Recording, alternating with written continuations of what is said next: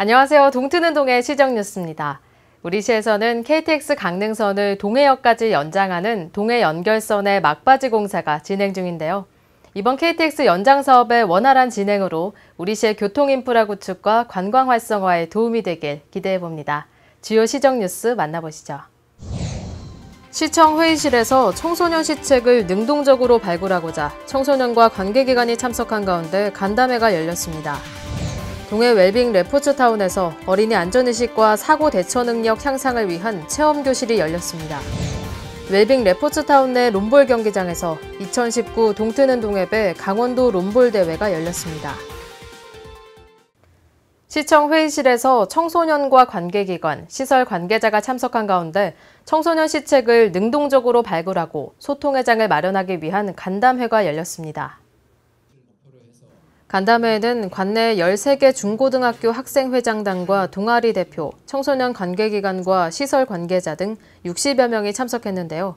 시는 먼저 동해시의 청소년 시책에 대한 전반적인 설명을 했으며 청소년 체육문화센터 시설 배치안, 동해무릉제 개최 시 청소년 참여 방안 등 청소년과 관계자가 시책에 바라는 의견을 함께 논의하는 시간을 가졌습니다.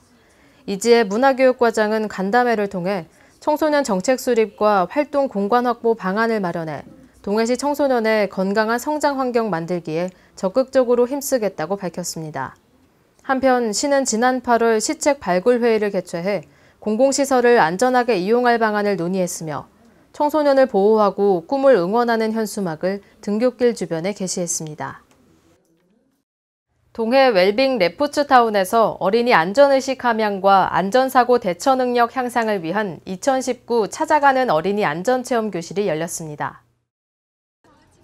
미취학아동, 초등학생, 학부모, 교사 등은 생애주기별 안전교육 지도에 따라 생활과 교통, 자연재난, 학교 수상안전 등 종합적인 안전체험 교육을 받았습니다. 특히 최근 시민들의 안전에 대한 관심을 반영해 교통안전, 승강기 안전, 재난생활안전과 수상안전, 완강기 안전, 화재 대피 등 12개 분야로 체험을 세분화해 프로그램을 운영했는데요. 동해시는 어린이 안전사고 제로화를 위해 안전 관련 규정의 정비나 안전시설의 확충도 중요하지만 어린이와 학부모의 안전의식 제고가 무엇보다 중요하다고 밝혔습니다. 동해시가 지난 20일 웰빙 레포츠타운 내 롬볼 경기장에서 2019 동트는 동해배 강원도 어울림 롬볼 대회를 개최했습니다.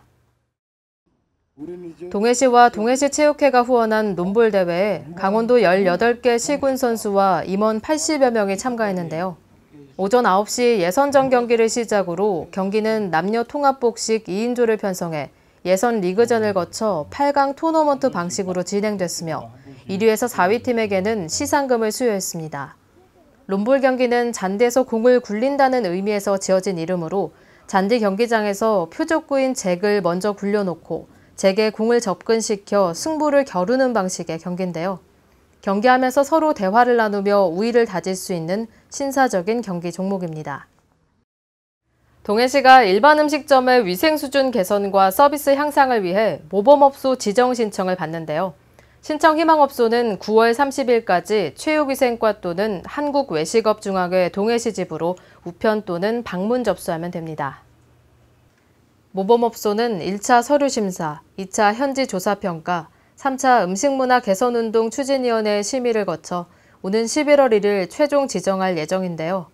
시는 장애인과 외국인 등의 편의를 위한 입식 테이블 설치업소와 조리장의 위생 상태를 확인할 수 있는 CCTV 설치업소, 2019년 친절교육 참여업소, 위생등급제 지정업소에 대해서는 가산점을 부여할 계획입니다. 모범업소로 선정되면 모범업소 지정증 교부와 표지판 부착, 상수도 요금 감면과 쓰레기 봉투 지원, 각종 위생용품 지원 등의 혜택이 주어집니다. 특히 올해부터는 위생등급제 시행을 확대하고자 모범업소를 위생등급제 지정업소로 통폐합해 관리하고 운영하는데요. 위생등급제 지정업소는 방역지원, 위생복과 쓰레기봉투 제공, 시설 개선 등 기존 모범업소 지원보다 다양한 혜택이 주어집니다. 간추린 소식입니다.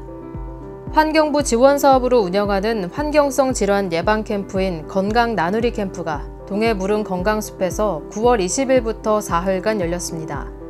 이번 캠프는 고대 안암병원 환경보건센터와도 연계해 아동천식의 적절한 관리와 응급대처 방법, 예방교육을 함께했습니다.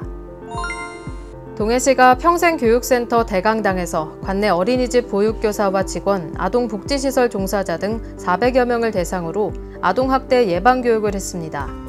강원남부 아동보호 전문기관 이상욱 강사는 아동학대 신고의 중요성과 신고 의무자 역할을 강조했습니다. 동해 남부재래시장 상인회에서 시청을 방문한 어려운 이웃에게 전달해달라고 생필품을 기탁했습니다. 이번 주 금요일부터 다음 달 11일까지 16일간 동해예술제가 열립니다. 27일 개막 공연을 시작으로 미술과 국악, 사진, 음악협회 등 한국예술총연합회 동해지부에 속한 각 협회의 다양한 문화행사를 만나볼 수 있는데요. 예술제 기간 동안 일상 속에서 잠시 나와서 문화 감성을 충전해 보시는 건 어떨까요? 시정뉴스를 마칩니다. 시청해주신 여러분 고맙습니다.